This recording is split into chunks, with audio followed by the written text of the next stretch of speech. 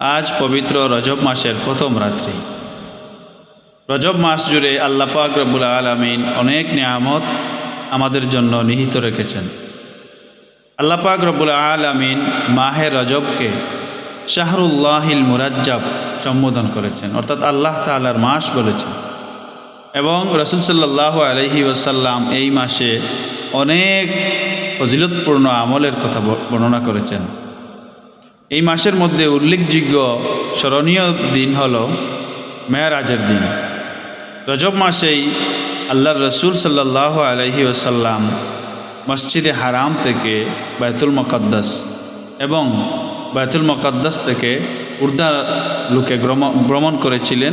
রজব মাসেই আল্লাহ পাকের নৈকট্য অর্জন করেছিলেন, আল্লাহ পাকের দিদার লাভ করেছিলেন মাহে রজবে। এজন্য রসুল সাল্লাল্লাহু আলাইহি ওয়াসাল্লাম যখন রজব মাস আগমন করত, তখন আল্লাহ রসুল সাল্লাল্লাহু আলাইহি ওয়াসাল্লাম সবাইকে শিক্ষা দিতেন, নিজেও পড়তেন, আল্লাহুম্মা বারিক লানা ফি রজব ওয়া শাবান ওয়া বাল্লিগনা রমাদান। হে আল্লাহ, আমাদেরকে রজব এবং শাবান মাসের বারাকা দান করুন এবং রমজানুল মুবারক পর্যন্ত আমাদেরকে পৌঁছিয়ে দিন। এছাড়া রসুল সাল্লাল্লাহু আলাইহি ওয়াসাল্লামের কাছ থেকে হযরত আব্দুল্লাহ ইবনে ওমর রাদিয়াল্লাহু তাআলা আনহুমা তিনি বর্ণনা করেছেন, 5টি রাত আল্লাহর কাছে দোয়া কবুল হয়। 1 নাম্বার হলো জুমার রাত্রিতে দোয়া করলে আল্লাহ পাকের কাছে দোয়া কবুল হয়। 2 নাম্বার 15ই শাবান অর্থাৎ নিসফে শাবানের রাত্রিতে দোয়া করলে আল্লাহর কাছে দোয়া কবুল হয়। 3 নাম্বার এবং 4 নাম্বার 2 ঈদের রাত, ঈদুল ফিতর এবং ঈদুল আদহা, এই 2 রাত্রিতে আল্লাহর কাছে দোয়া করলে দোয়া কবুল হয়। আর 5ম নাম্বার হলো রজব মাসের প্রথম রাত।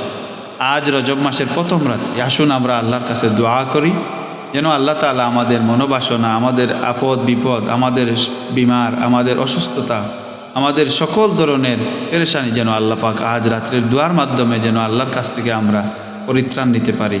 আল্লাহ পাক যেন আমাদেরকে ক্ষমা করেন। আম্মা জান আয়েশা সিদ্দিকা রাদিয়াল্লাহু তাআলা আনহা ইরশাদ করেছেন, রাসূল সাল্লাল্লাহু আলাইহি ওয়াসাল্লাম রমজানুল মুবারকের পরে শাবান এবং রজব মাসে সবচেয়ে বেশি নফল রোজা রাখতেন।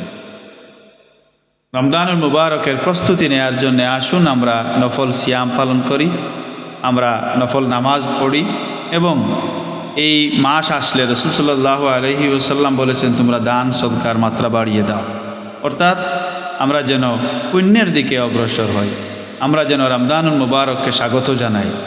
আল্লাহর রাসূল বলেছেন, মাহে রজব হলো রমজানুল মুবারকের জন্য প্রস্তুতির মাস। আসুন আমরা সবাই এই মাসকে যথাযথ মর্যাদা দিয়ে